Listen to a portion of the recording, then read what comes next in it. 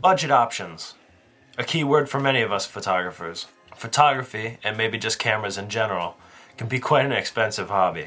So when it comes to lenses, I'm pretty sure most of us are looking for what's going to give us the most bang for our buck. Well, let me present to you every broke photographer's saving grace, the f1.8 Canon 50mm EF. From low light to portraits to landscapes, the nifty 50, as some people call it, gets the job done. This lens can be quite sharp once you start getting it down to f4 or 5.6. I picked this lens up for just over €100, and it's always been on me since.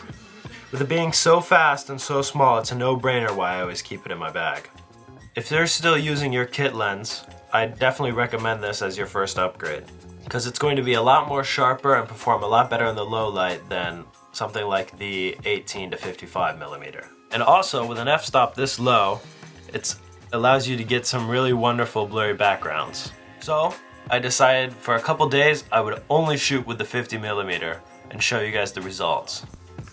Let's go try it out. I spent the last 2 weekends shooting especially for this video to show you what all I could get out of this lens. I shot urban to more rural areas as well as with some friends. The first shoot, I went around my local area, just shooting whatever I saw. Again, for some reason, all these photos ended up black and white. But I still think I got some decent shots. I really liked this one of this church. The lighting was pretty harsh that day, so these more architectural shots I think looked good with the really hard shadows.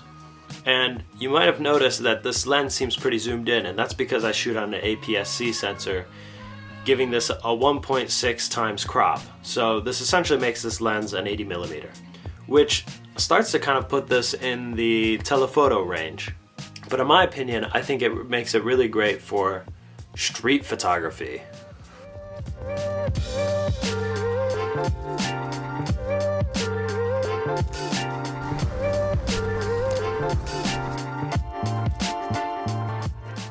And I know some people like a more wide-angle lens. A lot of people say like the 23, 24mm, and well, a 50mm on a full-frame sensor is their more preferred focal length for street photography. Maybe I'm just starting to adapt to the Finnish culture, but I like to keep my distance from people when I shoot street photography.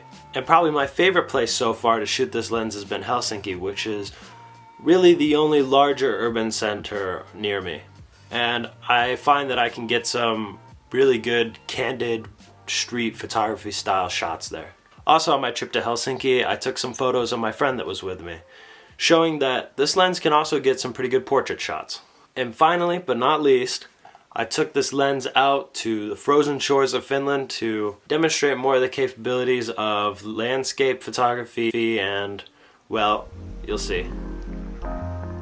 For some reason, these shots remind me of postcards. I really like this little frozen cabin by the lake.